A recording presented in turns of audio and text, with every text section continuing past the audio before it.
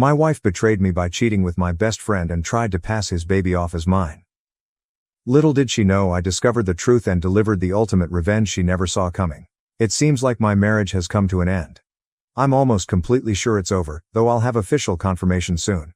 Normally, this would take a while, but the hospital is hurrying the DNA test due to special circumstances. I doubt the outcome will change anything. As I sit in a bar just 10 minutes away from the hospital, my phone keeps going off on the table. I keep glancing at the screen, even though I know the doctor won't call for a few more hours at least. I'm ignoring calls from my wife, kids, and in-laws. I'm pretty sure they all want to know what's happening, and honestly, so do I. The baby is adorable, with blonde curls like her mother. She weighed 7 pounds, 12 ounces and measured 19 inches long at birth, a perfect full-term baby. But according to my wife, she was premature by about 6 weeks. I don't have a medical degree, but I'm not stupid either. A baby born that early wouldn't look as perfect in its development and coloring. My wife lied, big time. And now that I'm seeing things clearly, I know my biggest fear has come true. The child she's claiming is mine is actually my late best friend's. The waitress brings my 5th shot of Jack Daniels. At this rate, I'll spend $1,150 on a bottle that usually costs $125, but honestly, I don't care. I sink back into my numbness. It feels like a lifetime ago, especially for Gary. He, Tracy, and I were like a trio from the time our families moved onto the same block, all within a 2-year span, when we were around 5 years old. Gary's family and mine moved in during the summer, and Tracy's family joined us the following spring. Gary and I were already close, but Tracy blended in perfectly. Being quite the tomboy back then, she could outrun me and outmuscle Gary, and there wasn't a sport or game we played without her. While other girls played with dolls, Tracy was out playing kickball or stickball with us guys, and she held her own. As we hit our teenage years, things changed a bit. Tracy especially transformed physically. She went from a skinny blonde with long pigtails to a young lady with developing curves, silky hair, and a new shape. Both Gary and I noticed, but we kept quiet about it, afraid Tracy might knock us down if we said anything. A year later, Gary occasionally wasn't around for some reason, and I didn't really mind those times. Tracy and I felt closer, both physically and emotionally. One summer Sunday afternoon, when Gary was out with his family, Tracy and I sat together on my porch swing. I can't recall what we were talking about, but suddenly, she leaned over and gave me my first kiss. "Wow," I whispered, unable to say anything else. Tracy blushed as we locked eyes. I reached for her hand, and we sat together rocking. The next day, Gary was back, and if I hadn't been part of the kiss the day before, I wouldn't have believed it happened. Tracy acted like nothing was different. At one point, I tried to hold her hand, but she calmly pulled away. I was confused. As our freshman year's Christmas dance approached, I thought it was the right time to ask Tracy officially. One day, as we walked home from school, I mustered the courage to ask. Trace, if you're not busy next month, would you like to go to the Christmas dance with me?" Tracy, who was walking between Gary and me, suddenly stopped, making us halt too. I noticed Gary smirking as we paused.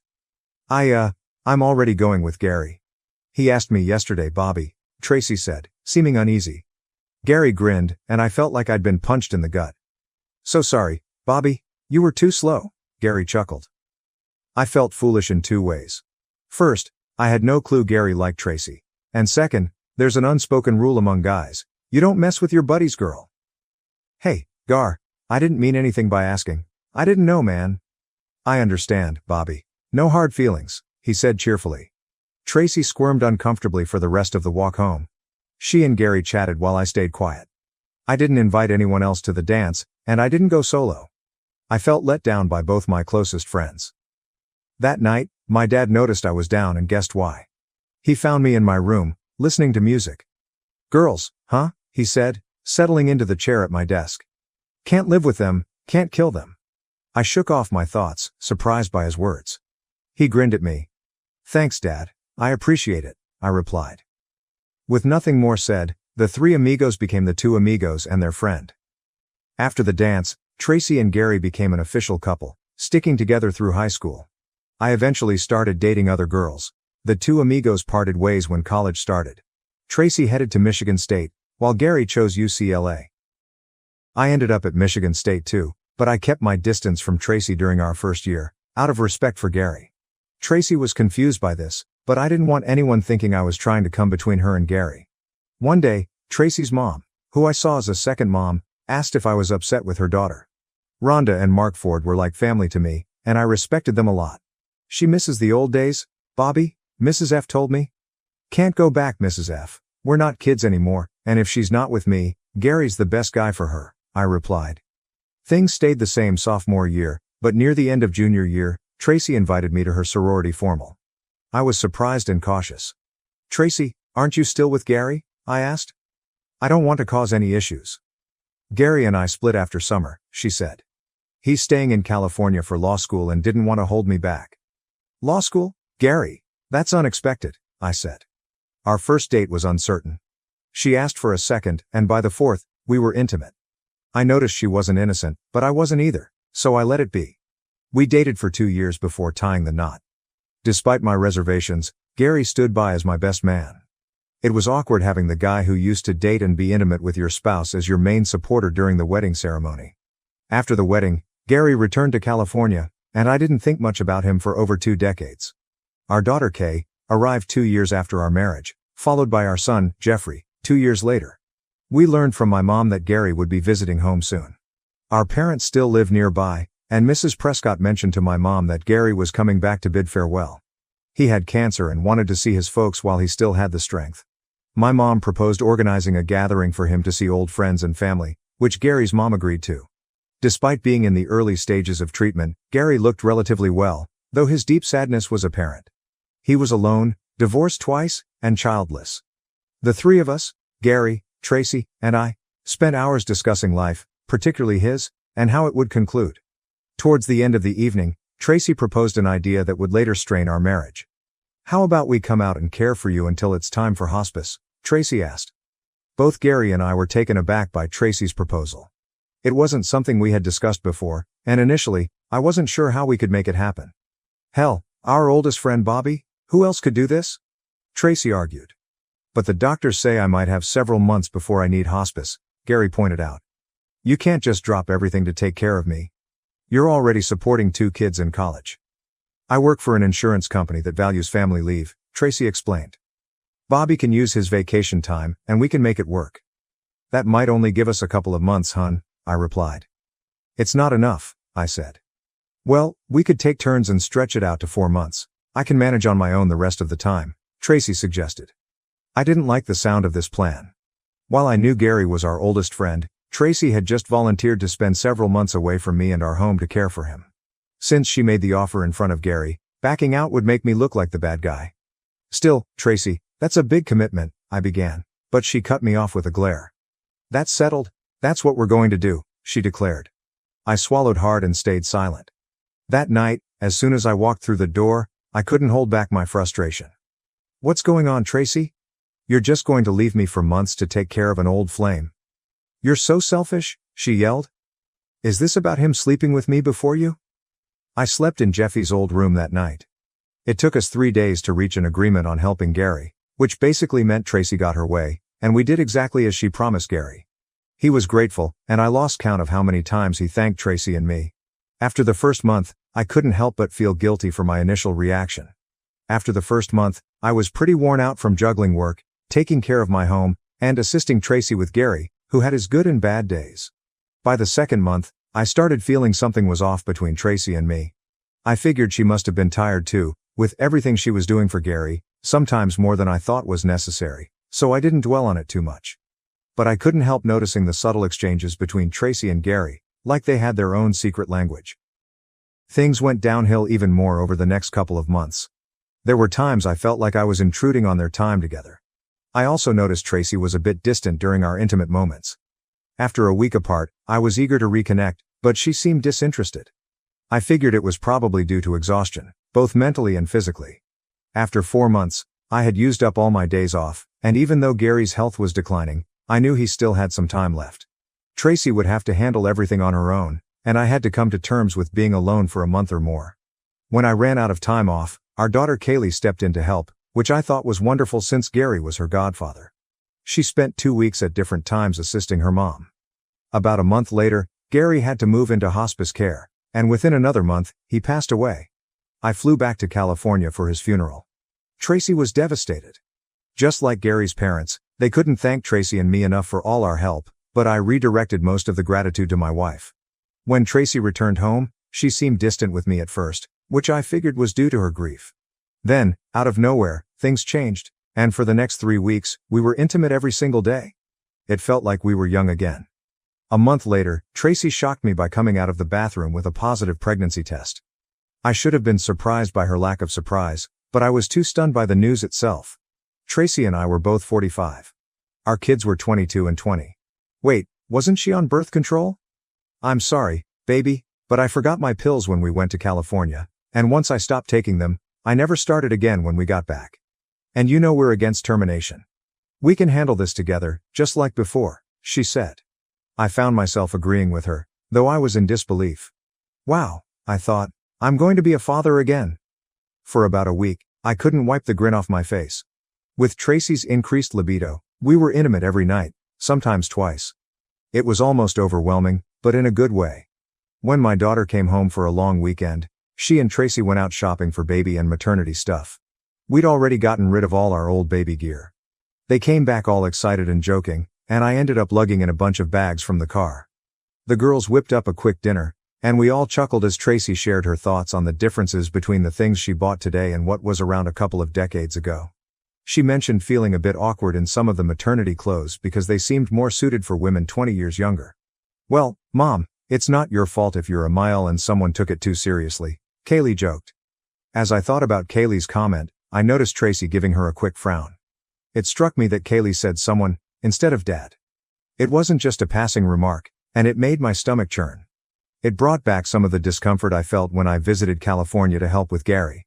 I kept my thoughts to myself but stayed alert for the rest of the weekend. I heard a few more comments with double meanings, and I wondered if my daughter was aiming them at me or my wife. I tried to subtly find out when Tracy was out of the room, asking Kaylee how she felt about becoming a big sister again. I could tell she was thinking hard about how to answer. She avoided eye contact for about 30 seconds, then let out a giggle before trying to cover it with a fake cough. I think it's cool that Mom is still so hot, and you're like the man, she said, looking uncomfortable and quickly leaving the room. I reached for a couple more cigarettes from the pack I'd started carrying around. Tracy kept growing bigger, and I thought she looked more lovely every week, even though I still felt uneasy. I couldn't quite figure out what was bothering me, or maybe I just didn't want to think about it. A few months later, while I was at work, I got a surprising call from Tracy. She had taken time off from her job after returning for just 3 months. Hey, Dad, mind giving me a ride to the hospital today? She asked in a flirtatious tone. Since I thought Tracy was only around 6 or 6.5 months pregnant, and she sounded incredibly seductive, I wasn't sure what she was asking. Why the hospital, honey? Is something wrong? I asked, feeling more than a little worried. Well, babe, my water broke, and I just don't feel like walking to the hospital, she purred. Oh crap, was all I could think to say. I grabbed my keys, quickly told my boss the news, and rushed out to my car. Although I lived 15 minutes away from work, that day I made the drive in just 12 minutes. I couldn't shake the feeling that Tracy was too calm for someone who was only 6 or 6.5 months pregnant. A premature birth isn't good for the baby's health. When I got home, Tracy seemed surprisingly relaxed, but I was more nervous than I'd ever been with our first 2 children. 10 hours later, I became the father of another beautiful, seemingly perfect daughter, or so I thought. I felt sick to my stomach and then some. After the nurse took the baby to clean her up, she started to hand her to me, but instinctively I pulled back, much to the nurse's surprise. This baby was full term, right, Doc? I whispered, barely audible. He glanced at me, then over at Tracy, who was still being cleaned by another nurse. They shared a look, and then I noticed Tracy subtly shake her head. I'm sorry, Mr. Marsley, but I can't discuss the baby's health with you. You're not authorized on the privacy list, it's a HIPAA regulation, he replied. I'm not proud of what I did next, but I lost control. To hell with HIPAA, I yelled, causing him and every nurse in the delivery room to startle. If that's my kid, I have every right to know about their health. And if she's not mine, and you know it, you can't legally list me on the birth certificate without my consent. And let me tell you, you definitely don't have it. Now get me a damn DNA test. The room fell silent as I stormed out, shedding my delivery room gear as I left. I caught a glimpse of both our parents in the room as I exited the hospital. I hung around at the bar, downing shots, number 6 and 7, and munching on a burger. By then, everyone who mattered in my life had called, except for the doctor with the DNA results. I figured Tracy didn't want to drag things out, because at that point it seemed pretty clear. Damn it, I thought. 7 shots of Jack and a boatload of stress took precedence over finding out your wife gave birth to someone else's kid, because I slept like a rock that night. My voicemail and inbox were jam-packed. Assuming everything went smoothly after I left, I was supposed to bring Tracy and the baby home today. I took a quick shower and headed back to the hospital, feeling like I was being pummeled from the inside out. Tracy was nursing the baby when I arrived at her room. I walked in, slumped into the chair by her bed, and didn't say a word. The baby was dozing, so Tracy unhooked her and settled her into the bassinet next to her bed. I don't even know where to start, Bobby, Tracy whispered, tears welling up in her eyes. It wasn't planned. I went there to support him, to be a friend, honestly. But then he had some rough days, and one time he was crying, and things happened. We ended up in bed. Like old times. Once it started, it was hard to stop, especially when you'd visit. We'd go back to being together, and it felt weird and guilty, but I didn't know how to stop. Maybe I didn't want to? We were together for 4 months, the last 2 non-stop since you weren't around. But truthfully, we were intimate when I wasn't on birth control too, so it could have been you who got me pregnant. But it wasn't. She kept her gaze on the baby as she confessed. I absorbed it all until... Wait, you were with Gary when Kaylee was here? I asked, feeling dazed. Tracy blushed deeply, and I struggled to contain my anger. She knew and didn't tell me? I exclaimed, frustration overwhelming me. Please tell me you at least talked to her or promised her something. This can't be real. Did Jeffrey know? Or our parents? Is everyone aware that I've been betrayed? I vented, my voice raw. Tracy's eyes widened, tears trickling down her cheeks. I trusted Kaylee to understand. We didn't hide it from her. Yes, I asked her to keep it secret. That's on me. Tracy admitted. No, Jeffrey doesn't know, and he won't. Only you, me, and Kaylee know. I want to keep it that way so we can do right by Bobby Geraldine. She might not be biologically yours, but she's yours. Now we have to be there for her, just like we are for Kaylee and Jeffrey. We're her parents, plain and simple. We're doing this for her and to honor our best friend. Best friend? He couldn't have been my best friend if he slept with you. You just don't do that to someone you call a friend, I retorted. He was dying, Bobby? We had been intimate before, Tracy explained. But not while you were married to me, right? Or is there more you're not telling me? I pressed. Her eyes flashed with anger. No, absolutely not, Bobby. Bobby Geraldine? Really? Is that supposed to make things better? What's her last name? Bobby Geraldine Martin. Remember, that's my last name too. But Gary's listed as her father on the birth certificate. Only you and I need to know about that if you still don't want to be listed, she clarified. Oh right, I muttered. Why, Bobby? He was our friend. He's gone. I offered him comfort and love in his final days. What's wrong with that? You make it sound noble, but you were married. You crossed a line. You didn't consider our vows, our trust, or how it would affect me, I countered. Yes, it's your body, and I don't control you.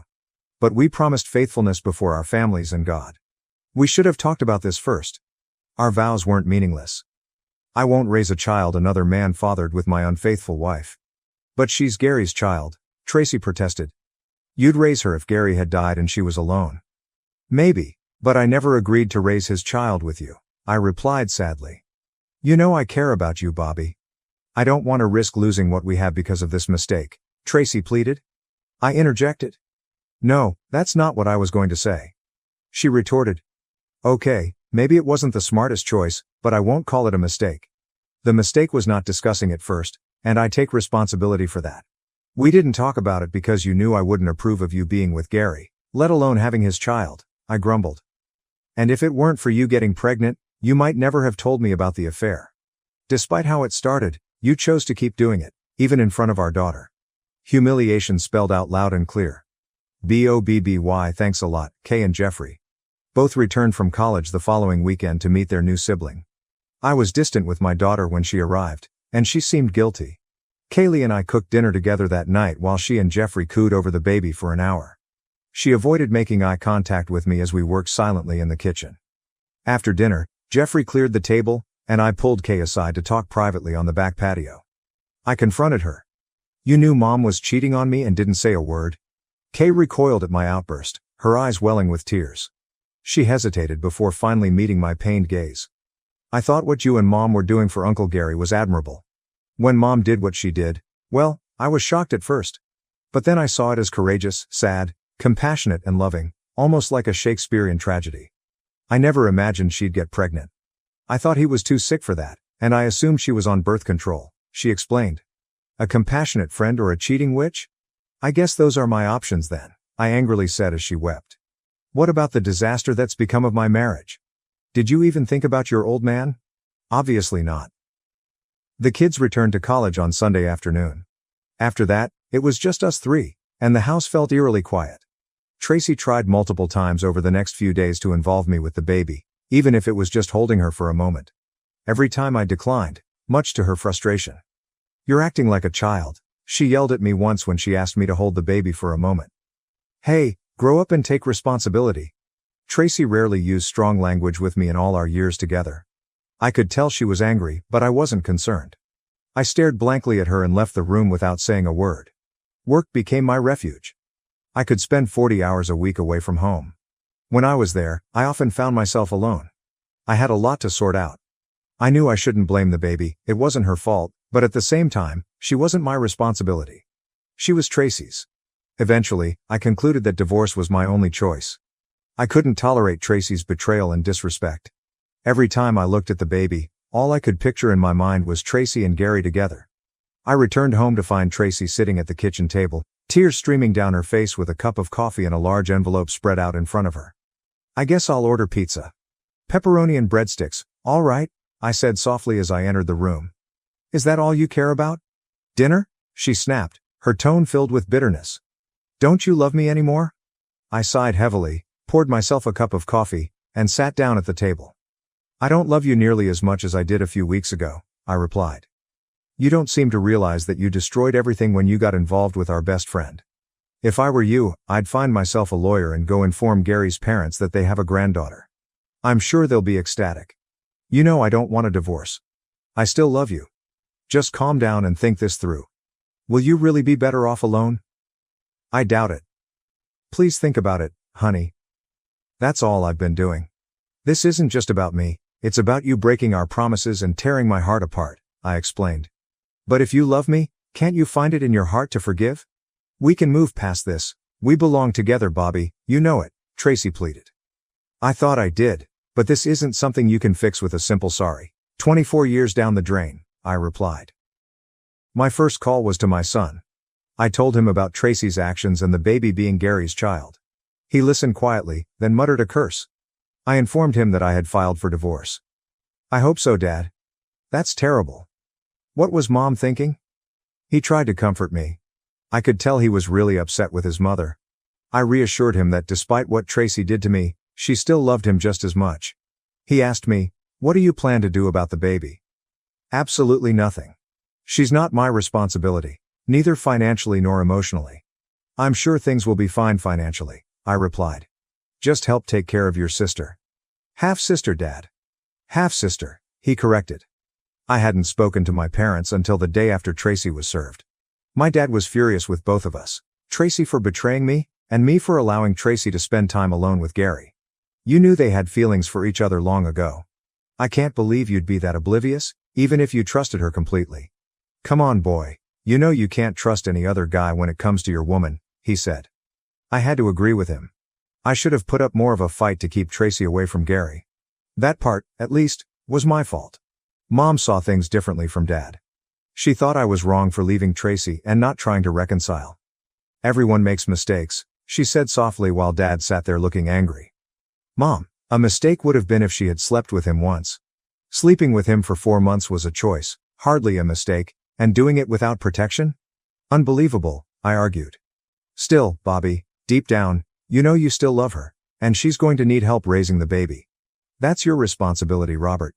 By the way, I still consider that baby my third grandchild, Mom added. The way Mom used my full name and her tone told me she was siding with Tracy. Dad glanced at the ceiling, then back at me. He knew he'd be in trouble with her later. I didn't call Kay. I figured she was probably Tracy's first call after being served. My assumption was confirmed when Kaylee angrily called me later that day. Uncle Gary's dead, Dad. Forget about the affair. She can't change it now. Move forward. You and Mom still love each other, and now there's a baby involved. Step up for Mom and Bobby G, she urged. Sage advice from someone who didn't feel the need to tell her own father that her mother was cheating. Somehow, I don't feel the need to consider your opinion anymore, I replied. I later heard that Gary's parents were shocked and thrilled to learn they had a granddaughter. They were upset Tracy had planned to keep it a secret but understood her reasons. A day later, they called me, urging me to stay with Tracy and raise Gary's daughter. They believed I was the best person for the job, given our close bond over the years. Thanks for the confidence, but I'm not that guy. I'm too furious with Gary and Tracy to think straight, I confessed.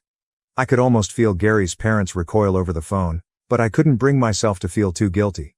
I was just being honest. Then came the calls from my in-laws, pleading for me to stay with Tracy. They acknowledged her actions were terrible and foolish but believed she still loved me and wanted to raise her child with me. I appreciated their concern but doubted I could overlook what had happened. Tracy fought the divorce, and her lawyer arranged 12 joint counseling sessions. I had to go, but I wasn't about to be a pushover during them. When I entered Dr. Jocelyn McAdams' office, she seemed proper and professional.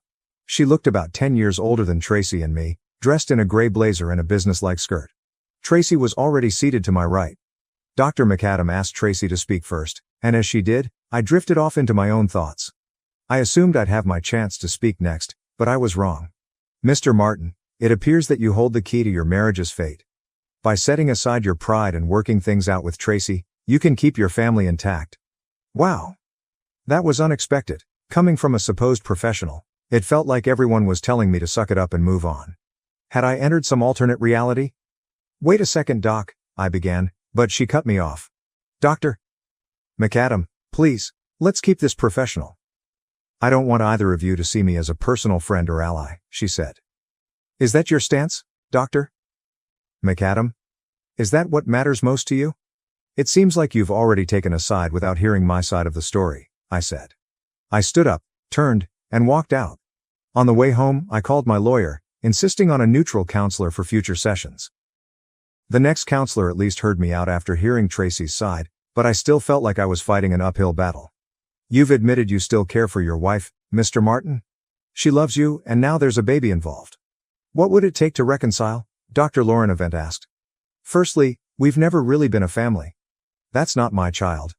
I won't raise someone else's baby, I replied. So this is about your pride? Dr. Avent said with a smug look.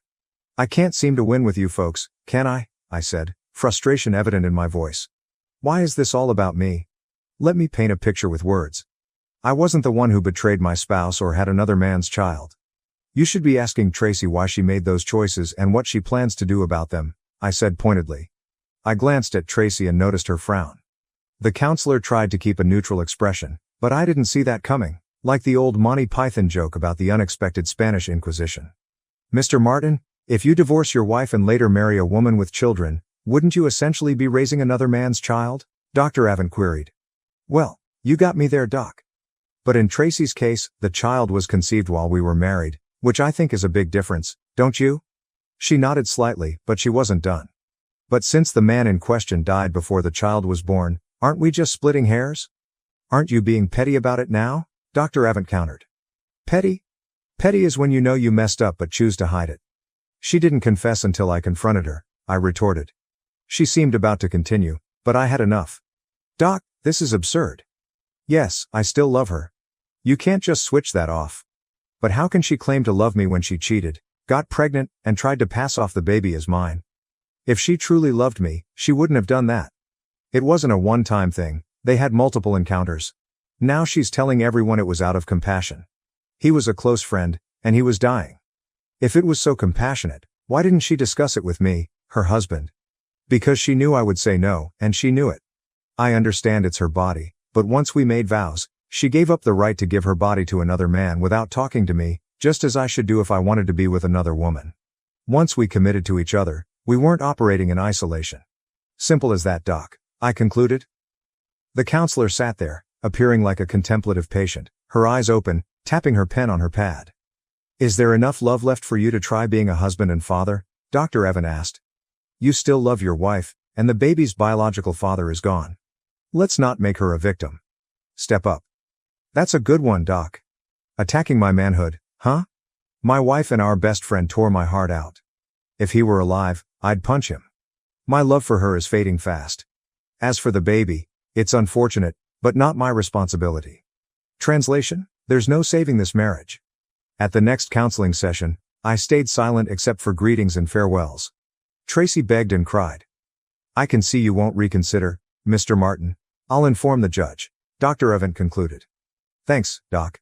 The divorce was finalized 6 months later, just before Christmas. In our no-fault divorce state, we split everything evenly. Tracy paid me for my share of the house, which was fair since she had a child to raise. Gary's inheritance helped with the house, and I provided alimony since I earned more. Though my son supported me, I knew he wanted to spend Christmas with the family, including his mother, sister, and baby half-sister. I agreed, planning to celebrate New Year's together. 2 days before Christmas, I visited my old house to drop off gifts for everyone, including my ex-wife and her baby. It wasn't much, but I didn't want to seem petty in front of my kids. Tracy was surprised to see me holding Bobby Geraldine when she answered the door. She hesitantly let me in, surprised by the gifts.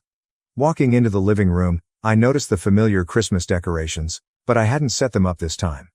Tracy saw the emotion on my face as I looked around and fought back tears. Want some eggnog, Bobby? Then I'll put the presents under the tree. Could you hold the baby for a bit? I wanted to refuse, but I couldn't bring myself to do it. Reluctantly, I took the baby, her baby with Gary. I fought back the feeling rising in my stomach as she went to get the eggnog. I held the child at arm's length for about 30 seconds, then cradled her in my arms like I used to do with my own kids long ago and sat down. Tracy returned with 2 glasses of eggnog and sat in the other chair, smiling as she saw the baby in my arms. You were always great with the kids, Bobby. Not every man has your touch with babies, she said softly. I smiled awkwardly. The baby was beautiful, mostly like her mother, but I couldn't shake the discomfort given the circumstances. Can you forgive if you can't forget? I doubted it, though many in my family disagreed. After some small talk, Tracy took the presents and began arranging them under the tree. She paused at the first one with Bobby Geraldine's name. You didn't have to include her, Bobby, Tracy said, tears slipping down her face. Christmas is for everyone, babe, I couldn't leave her out. I glanced at the baby in my arms. In different circumstances, she could have been mine. I felt a lump in my throat. I couldn't blame the child, even though I despised what her mother did. It wasn't by chance that Tracy handed me the baby to hold. Tracy got emotional when she spotted the first present with her name on it. Oh, Bobby, really, you shouldn't have? I wasn't expecting anything. I didn't get you anything. I'm sorry. Don't worry about it, Tracy. I just want you guys to have a great Christmas. You know, you could come over in person. You'd be more than welcome. We'd have plenty of food. I know the kids would love it too, she said. Not this time, Trace. Maybe another year. It's too soon, too raw for me. Tracy lowered her gaze. I wasn't trying to be mean. I was being honest. My wounds were still fresh. On Christmas Eve I found myself at Barnes & Noble in the late afternoon. I was engrossed in a new Clive Cussler book I'd bought for myself, sipping on a peppermint mocha latte from the Starbucks inside. There were a couple of other folks reading in Starbucks too, like me. We were practically kicked out when they closed. I went home to a quiet house, but I was prepared. I'd picked up some chicken salad and made some toast. Ruffles chips and Don Julio tequila rounded out my meal. I sure know how to treat myself. I woke up a bit hungover on Christmas morning. After 4 aspirin, a couple of Pop-Tarts, and 3 cups of coffee, I was ready. The only hitch? I didn't have any big plans. I ended up at my parents' place, where we enjoyed Mom's baked ham dinner and exchanged a few gifts. My kids had left presents for me there once they knew I'd be around for the holiday. We sipped on hot chocolate with peppermint schnapps after dinner. Memories of past Christmases flooded my mind. I admitted to myself that I still had some feelings for Tracy, and I wondered if I'd made the right decision. It seemed like everyone was reflecting on their past, including me. We hope you're okay with it, Bobby, but Dad and I see Bobby Geraldine as our grandkid, and we got her Christmas presents. Mom broke the silence. Gary's gone, Bobby. The baby won't know him. She'll accept any good man as her dad. We don't agree with what Tracy did, but we kind of get it, and we still love her. You could step up, Bobby. You should. Everybody wants that, and I think you do too. You just don't know how to admit it. You worry people will think less of you for taking her back and raising the baby. Mom teared up when she finished. Dad shot daggers at me. Was I the only one missing something? Maybe. But I couldn't live with myself if I did that. She cheated for months, tried to trick me, and had another guy's baby. Her excuse about Gary being compassionate fell flat to me. A year later, not much had changed. Work, home, alone, no dating, fewer friends. I never had many friends anyway. Tracy had lots, and as a couple we did too. But they mostly vanished after the divorce. I wasn't shocked her friends left, but I was surprised our mutual ones did too, until one former friend spilled the beans. Tracy was telling everyone I ditched her after the baby, without mentioning it wasn't mine. I was at a local bar solo when Carl and Susie Dimmy walked in and sat down. They were part of our friend circle, but their reception when I greeted them was icy. Susie sneered, and Carl was barely polite. I hadn't done anything to upset them, so I was pissed at the frosty welcome and wasn't about to let it slide. "What the heck did I do to you guys?" I snapped. "Not to us, but to Tracy," Susie spat. "How could you abandon the sweetest woman alive just 'cause she had a baby late in life? You're awful, you know." "Is that what this is about?" I asked, stunned. "Hear me out before you judge." They gestured for me to take a seat, but I was too agitated, so I remained standing in front of their table. I leaned in close to avoid shouting. "Let me guess, nobody told you that the child you're talking about isn't mine, right? She got pregnant by her ex, who passed away from cancer shortly after. She tried to trick me into thinking it was mine. 24 years of marriage, and this is the loyalty I get. No, I didn't leave her. She left me. Screw her, screw both of you, and screw whatever else you believe." I left my stunned ex-friends at the table. My second Christmas as a divorced man kicked off just like the first one. This year's Christmas Eve Losers Club at Barnes & Noble consisted of 4 people. Me, another guy, and 2 women. I glanced over at them. One had curly red hair, freckles, and a friendly face, while the other, she was stunning. Asian, with long black hair, curves peeking through her sweatshirt and tight jeans. Her skin was flawless, and I figured she was around 50 or so. After observing her for a moment, I thought, why not? All she could do was say no. I grabbed my book and latte and approached her. She looked up as I got closer. "I didn't see you here last Christmas Eve. You're new to the Christmas Eve Losers Club." "I'm Bobby, the club president." "What brings such a beautiful woman out on this special day?" She giggled at my lame joke, which was the most pleasant sound I'd heard in a while. Encouraged, I continued. "I know it's a long shot, but I actually have another Hungry Man dinner in my freezer that I could heat up tonight if you don't already have plans. I know we've just met, but..." I tried my best to give an innocent look, hoping I still remembered how to do it. "Well, I don't usually do anything wild like this, but since you're the club president and you're talking about Hungry Man, yeah, I'm in. By the way, I'm Angel Wong. Bobby Martin, club president, here to serve." I shared my address with her and told her to come over at 6. Then I headed home to get the dinner cooking. Both meals were heating up when she arrived, exactly at 6. I couldn't help but think we were both a bit crazy. We sat down at the kitchen table to eat our dinners and share a bottle of Burgundy. I opened up about why I was at Barnes & Noble on Christmas Eve, and she shared her story in return. Angel, who was 5 years older than me at 52, had been divorced for 10 years after leaving an abusive husband. They were married for 16 years, but his abuse began after a decade and escalated until he put her in the hospital with a broken jaw. Angel was petite, standing at 5 feet 1 inch and weighing around 100 pounds, while her ex was slightly taller and heavier at 5 feet 2 inches and 120 pounds. Angel found it hard to leave him, believing she was to blame. It wasn't until a counselor helped her realize she wasn't at fault that she decided to divorce him after waking up in the hospital from another beating. Her husband was convicted of battery and served 2 years in jail before disappearing from her life entirely.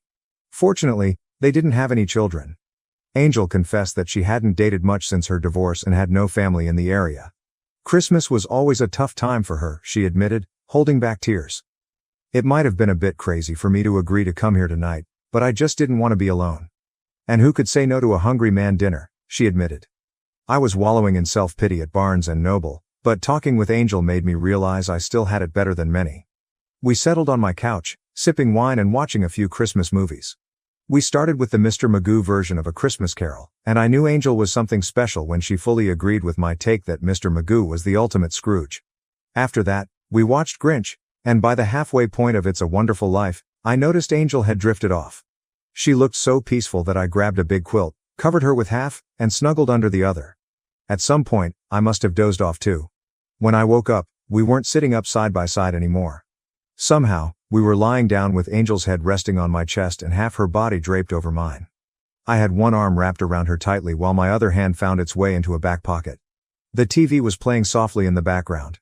As strange as it was, it felt so right to hold Angel as she slept for another 20 minutes. When she stirred and opened her eyes, confusion flashed across her face. I lifted my head as much as I could and gently kissed her nose. She crinkled it up cutely and then flashed me the brightest smile I'd seen in years. "Morning," she asked hesitantly. "Merry Christmas," I replied, squeezing her tighter. We lay there, both smiling for another 5 minutes before she spoke up again. "I've never done anything like this before, I swear," she protested, her cheeks turning red. "But is it just me, or do you feel it too?" I grinned from ear to ear. "Hell yes, I'm feeling it." She inched closer until our lips met, and we shared a passionate kiss. It wasn't long before clothes started coming off. She was even more amazing than I had imagined. I thought to myself that this situation was pretty wild, even though I had just met this woman. Everything felt so right between us. Then, when I glanced up, I saw her looking at me, and it seemed like she was thinking the same thing. "You know, this might sound crazy," I began. "But do you happen to have any plans for today? Because I've got all the fixings for a top-notch Christmas dinner, and if I'm going to go through all this trouble, well, it wouldn't hurt to have a beautiful woman sitting across the table from me." Her smile widened, warming my heart. "I need a shower, and I didn't bring any spare clothes," she said. I smiled back. "My shower is big enough for two, and I'm sure I have a shirt or something that would fit you." Her eyes sparkled. "If you can handle seeing me without makeup, I'm in," she replied. We headed to the kitchen, and I poured us each a glass of Riesling as I started preparing the meal. "So, you don't have any plans today? No family gathering or anything?" she asked. "Well, I was invited to a big family Christmas dinner this year, but I told them I had other plans," I explained. "My ex is hosting everyone at our old house, the kids, my parents, her parents, and Gary's parents. It's a whole setup. She'll make sure I hold her cute kid. All the parents will be telling me to step up, and she'll be there telling me she loves me and needs me, that we can make it work again." I said I had other plans, but everyone knows I'm lying. I told her I'd try to stop by for a bit if I could. They don't understand where I'm coming from. I didn't cheat. I shouldn't have to apologize because Tracy cheated and messed up. We had something special until we didn't. But speaking of something special, how about we focus on us? We both smiled. I walked over to Angel, and we shared a deep kiss. Just then, I heard a key in the door lock, and the door swung open. It was my son calling out as he entered. Angel and I froze in the middle of our kiss. "Dad?" he called out before spotting us. Oh wow." He glanced at us kissing, then shifted his gaze to Angel's fully exposed legs. I'm pretty sure all three of us turned red. Angel hurriedly lowered her legs and stood behind me, trying to appear modest in that sweater. Jeffrey quickly turned away, seemingly to respect Angel's modesty, though I think he was just as embarrassed as she was. "Mom knows I have a key to your place, and she asked me to come here and drag you back to the house for Christmas dinner because she was sure you were sitting here by yourself, being pathetic." "Well, I guess you weren't lying about your previous engagement, and that's hardly pathetic. I'm sorry if I interrupted something." "You're not interrupting anything other than my Christmas meal prep," I said a bit too hastily as Angel and I exchanged embarrassed looks. "Jeffrey, can you turn around so I can properly introduce you to Angel, my Angel?" Jeffrey reluctantly turned around and stepped into the kitchen. It was pretty obvious that Angel had nothing under the sweater, but at least she was covered. She glanced at me, shrugged, and then embraced the situation. Jeff, being a typical guy, couldn't resist. He stole another glance at Angel, then gave me a nod of approval. "Nice to meet you, Angel, and thanks for being here for my dad," Jeffrey said. "It's my pleasure, Jeffrey. Your dad's pretty great," Angel replied. "Yeah, seems like some folks in the family forgot that for a bit," he remarked. "Did everyone dig the gifts I dropped off?" I asked, shifting gears. "How about Bobby G? Did she like her presents?" "You've still got the magic touch, Dad. Everyone loved their goodies. The baby adored her gifts. You wouldn't believe how much stuff she scored under the tree, especially with all the grandparents pitching in," Jeffrey answered. Good, I said, nodding in satisfaction. Then Jeffrey mentioned he had to head out. After nodding at Angel, he got a big hug from me. "New Year's," I suggested. "I swear Angel will be more dressed." "Oh yeah," he replied, turning red. Once Jeffrey left, Angel shot me a look. "That wasn't too awkward, was it?" she questioned. "And what's this about New Year's?" "Not this time," I teased. "But where else would my future wife be on New Year's?" "Pretty confident, huh?" she teased back. "I'll be even more confident when you pick out your ring tomorrow morning at Ciaro. Can I at least go home first and put on some clothes?" "If you insist," I said, pretending to be disappointed. The following morning, Angel selected a 1-carat Marquise cut diamond engagement ring. Afterward, we grabbed lunch, and I shared the news of our engagement with my son and then my parents. While my son was genuinely happy for me, my parents didn't seem as thrilled. I think they still held on to the hope that I'd reconcile with Tracy and raise her child as my own. "Isn't this all a bit sudden, dear?" my mom questioned. "Are you sure you're not doing this just to get back at Tracy? You know she still cares for you, right?" "Mom, I'm not out for revenge. And as for Tracy's feelings, her actions speak louder than words, don't they? Tracy's priority is Tracy." I didn't bother informing my daughter, though we had patched things up to some extent. She still sided with her mother, seeing Tracy's actions as heroic and rooted in love. I figured she'd eventually find out and try to convince me to take her mother back over Angel. After spending more than 25 years with Tracy, my budding relationship with Angel seemed inexplicable. I couldn't rationalize our mutual attraction or how seamlessly she fit into my life. Our conversations flowed effortlessly, and it felt like we'd been together forever. While I wasn't one to believe in love at first sight, everything about us felt right. Angel wasn't a spring chicken either, and she appeared just as bewildered by our instant and profound connection as I was. Initially, we analyzed things extensively, but then we realized we were overthinking it and decided to let things unfold naturally. And natural felt right. Within a month, she moved in with me, and for the next 6 months, we were rarely apart. Despite Angel not being Tracy, my parents seemed to approve of her. However, my daughter Kaylee made her dislike for Angel evident, presumably because she still hoped I'd reconcile with her mother. We had a small wedding for ourselves 6 months later. I invited both children and my parents, while Angel invited a cousin, a friend, and their families. We booked a private room at one of my favorite restaurants for a cozy celebration. It was a wonderful day, except when Kaylee confronted me. "Why weren't Tracy, Bobby G, and my former in-laws invited?" "I didn't invite your mother because she's my ex-wife, and it wouldn't be fair to Angel. Plus, we're not on friendly terms. Ex-in-laws don't usually get wedding invites." Angel and Tracy finally met 2 years later at Kaylee's wedding. Tracy organized a beautiful event, and I happily covered the expenses. Angel, being elegant and intelligent, tactfully stayed out of the mother of the bride's way during the planning. At the wedding, besides financing it, I proudly walked Kaylee down the aisle. Memories flooded in as I glanced at Tracy, recalling moments with her and Kaylee, like coloring and baking cookies. It reminded me that our 24 years together weren't all bad. Angel sensed my emotions and comforted me during the church service. Her gentle kiss assured me that I could handle the day. During the rehearsal dinner and wedding, Angel interacted with Tracy only when necessary, not out of fear but out of respect. Tracy, on the other hand, seemed annoyed whenever she saw Angel.